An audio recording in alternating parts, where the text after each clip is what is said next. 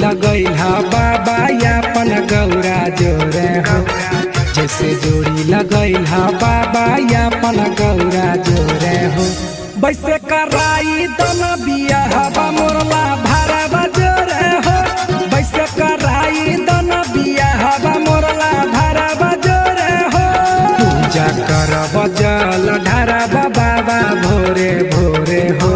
पूजा करब जल ढारब बाबा भोरे भोरे हो। बाबा कराई दन बियाह मोरला भरवा जोरे हो।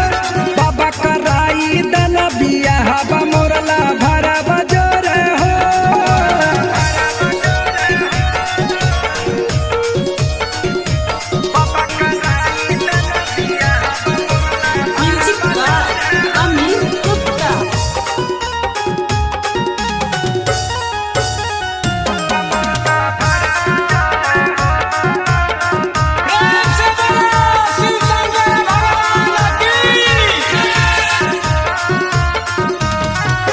पूरा करी देना हमर सपनमा। पूजा करे तोहर भवनमा।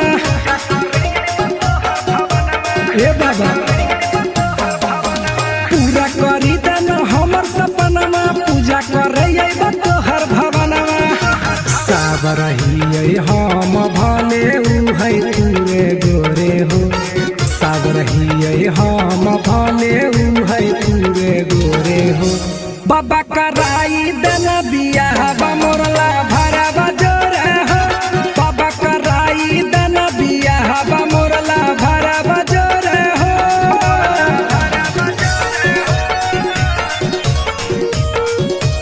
बाबा कराई दन बियाह मोरला भरवा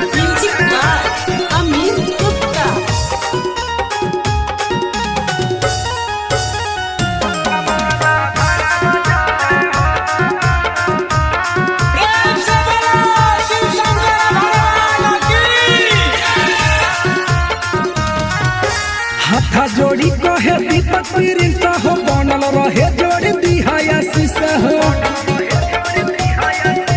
हे बाबा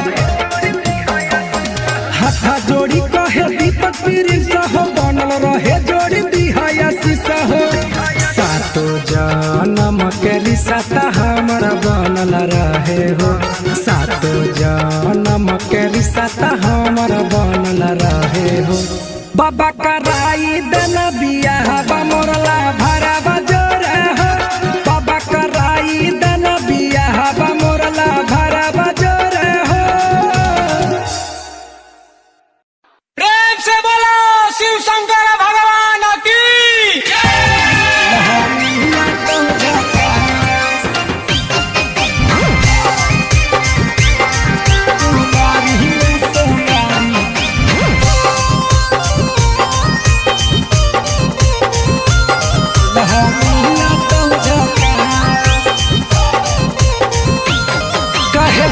बनैले ही बोलो ऐसा। भोले बाबा से चाही दूल्हा कैसा। बोला गे आगे मुँह लटका के काहे बैठल हई गे। छौड़ी लागही हेगे कर लेना छौड़ी गे। कुमारी में सोमारी दूल्हा मिला तो झका। हेगे कर लेना छौड़ी गे। कुमारी में सोमारी दूल्हा मिला तो झका। दूल्हा मिला तो झका। प्रेम से बोलो शिव शंकर भगवान की। कुमारी में सोमारी दूल्हा मिला तो झका।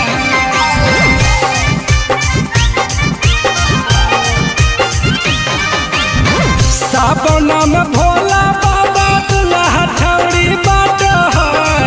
सच्चा दिल से मांगा भी तो बतिया न काट है। सावन में भोला बाबा दूल्हा छौड़ी बाट है। सच्चा दिल से मांगा भी तो बतिया न काट है। आगे धरा भी जादी जाल तोरा देता सुनर फल। कोई नहीं करा तो न पास।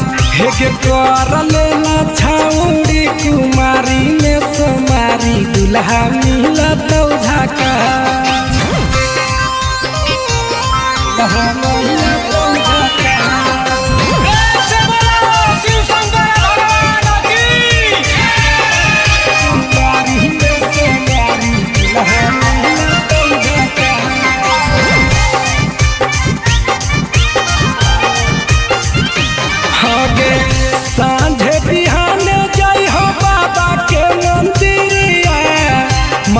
मांगली ह दूल्हा छौड़ी दीपक प्रिंस प्रिया